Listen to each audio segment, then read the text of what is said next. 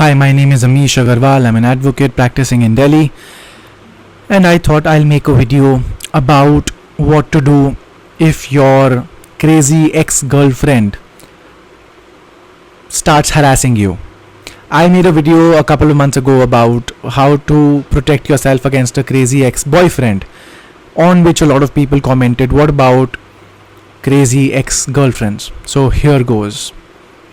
A couple of months ago, a fellow called me up, said that he is facing trouble with this girl that he used to date, and that she is now asking him for money, and she is saying that if you don't give me money, that is the specific amount that she asked was 10,000 rupees. If you don't give me 10,000 rupees, I will go to the police and tell them that you sexually harassed me or that you molested me, or I believe there were a couple of threats of rape as well.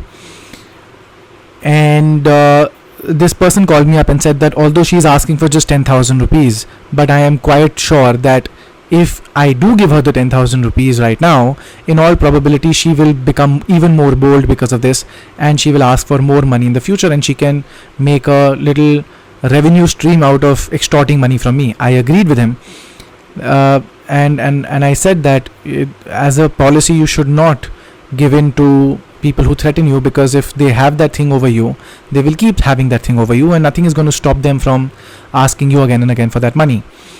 So I told him this: give me all the information that you have about your relationship with this woman. These people, they weren't really dating, they had maybe gone out on 1 or 2 dates, and then this circumstance had kind of happened.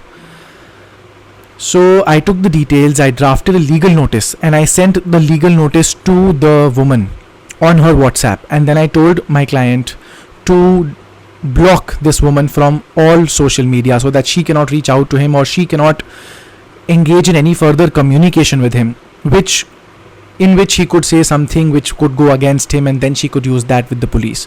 I told him that there is a small chance that after this legal notice she might still go to the police, but the fact that we filed a case, or we send her a legal notice prior in time to her going to the police with a false allegation of anything, is going to protect him from any false allegation that this woman who was trying to extort money from him can now file against him. We will have complete protection from that, because getting bail will be much more easier.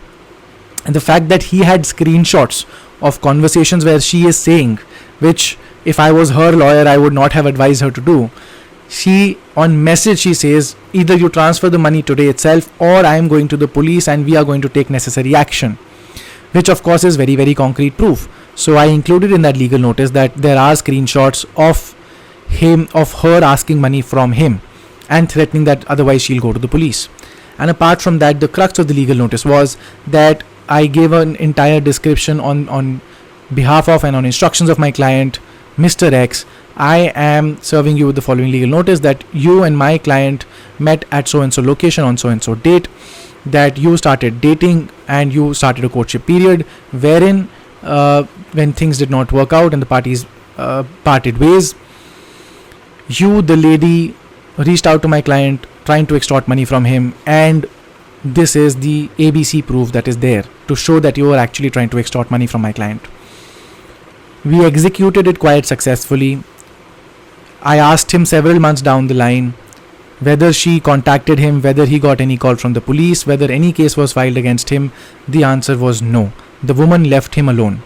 So the answer to how to deal with a stalker ex-girlfriend is sometimes is as simple as a legal notice. Sometimes you have to go a step ahead, maybe file a court case. In the video, if you see it, I'll put the link of the how to deal with a stalker ex-boyfriend link in the comment section or whatever, the detail section. There I had suggested that apart from criminal cases, you can also file a civil suit for injunction against the ex-boyfriend. Similarly, here as well, you can file a civil suit for injunction against the ex-girlfriend, because if a girl comes to the police, or if a girl approaches the relevant authorities and says that this man is harassing me, there are several provisions of law which are available to a woman. There is sexual harassment, there is stalking, there is voyeurism, there is certain things under the Information Technology Act. A woman has a lot of power, but if the roles are reversed, the man has no allegation that he can put against the woman, at least a criminal allegation. So the remedy which is available to a man up is definitely a civil suit for injunction.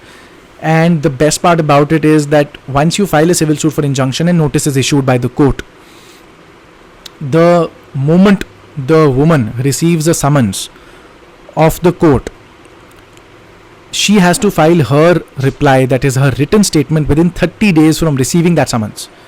And if she does not, the court can move against her even without her presence. And so it becomes imperative for the woman to find a lawyer, spend money on the lawyer, come to court, file her reply. If after that, even if she files a case against the man, the civil suit, the filing of the civil suit prior in time to her filing any complaint against the man is going to help this man in a huge way. Getting bail will be much more easier than otherwise. Apart from that, if indeed the woman has done something like criminal intimidation or cheating or any other criminal offense against the man, then the man can also move against the woman in that criminal case as well. One thing to again note is that if you just approach the police and hope that the police will do something against the woman, you can forget about it. The police in this country right now are very, very biased against men and in the favor of women, because the law also mandates so. There is a section in the section in the Indian Penal Code which says that if a police officer receives any information by a woman of a cognizable offense of a sexual nature, the sections are listed there.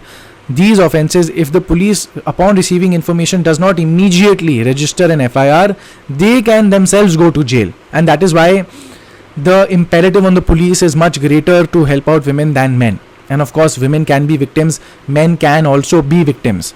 And some feminists, a couple of female friends from time to time tell me that me talking about men empowerment is a farce, because there are very few cases of men being subjugated or oppressed and far greater cases of women being subjugated and oppressed.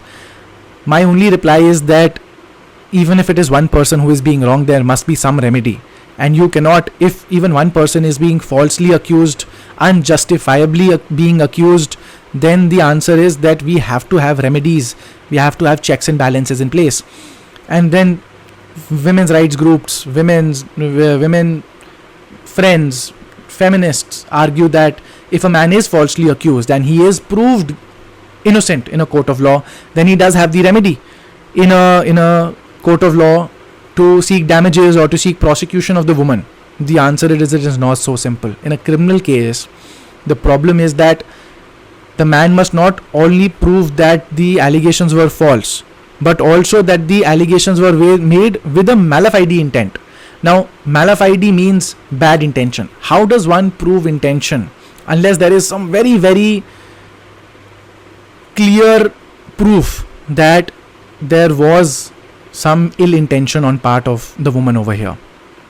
Seeking damages is also something which civil courts keep throwing out claims, very valid claims for damages on frivolous grounds, one ground or the other. The courts keep throwing out claims for damages, for defamation, for perjury, for filing false complaints.